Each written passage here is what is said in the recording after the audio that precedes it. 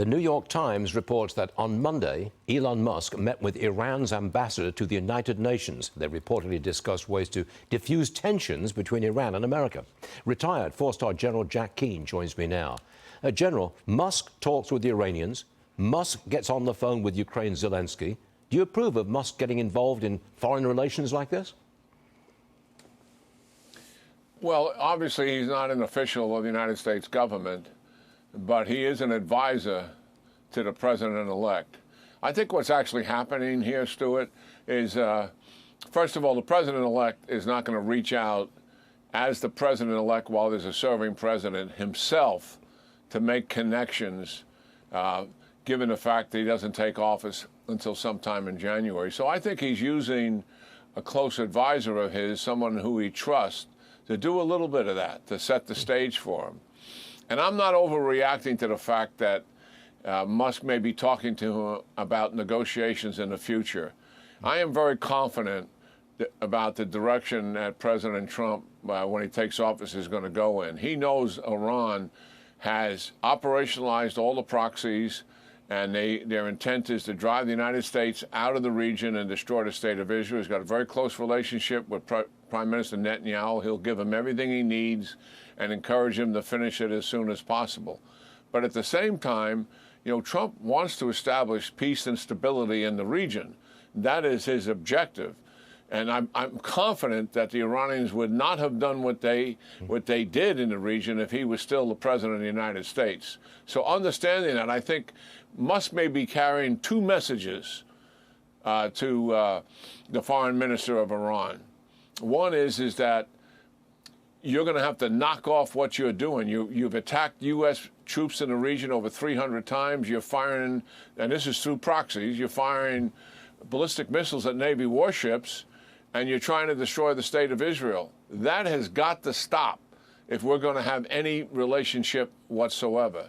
Secondly, you know, President Trump will be willing to work with you if you stop this malign and aggressive activity, and we can sit down and talk about peace and stability in the region. And one of those agenda items is you don't build a nuclear weapon, because that will destabilize the region, force us to take action, force Israel to take action against you. So I think this can be a positive thing in setting the stage for something that's going to come later. Does the Pentagon need radical reform? Because that's what Pete Hegseth is going to be a Sec Defense for. Well, the Pentagon doesn't need a bunch of generals being fired and you know, diversion, equity, inclusion. That's going to change on day one. I think the president will likely, as President Biden did when he took over, he put this policy in place and asked all federal agencies to comply.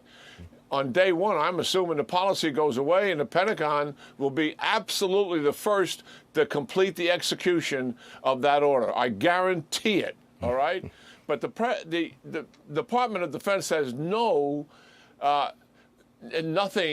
to do but to execute that order when President Biden administered it. And we're exaggerating, in my judgment, the degree of a problem. Here's the reform we need in the Pentagon. And these are serious, serious issues. One is we need to rebuild our defense. Defense budget, as you know, flat for 4 years under the Biden administration. President Xi is building his military capability the most rapid we've ever seen in history. They outpace us with every weapon system, every platform, air, at sea, except submarines. And that distance, in terms of outpacing us, has grown to the point where we would be challenged in fighting them to win. That's the reality of it. That's number one. We got to fix this. Secondly, the business practices in the Pentagon, Stuart, something you're familiar with. They are ossified. I'm serious. There's risk aversion that are built into them. It's too slow to get a platform, and it's absolutely too costly as a result of it. Several secretaries have tried to fix it and have failed. We need that reform, and it has to be aggressive. And you can't do any of this without the Congress of the United States. And the Congress of the United States has been an impediment as much as a supporter. Impediment how?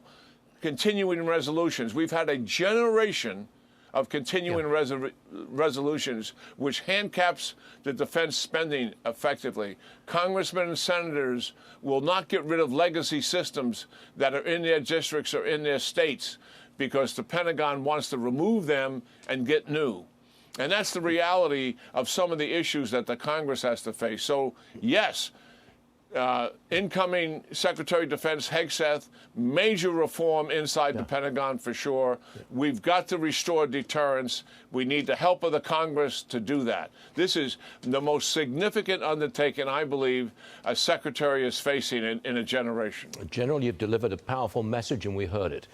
General Jack Keane, thanks for joining us, sir. We hope to see you again real soon. Thank you. Yeah.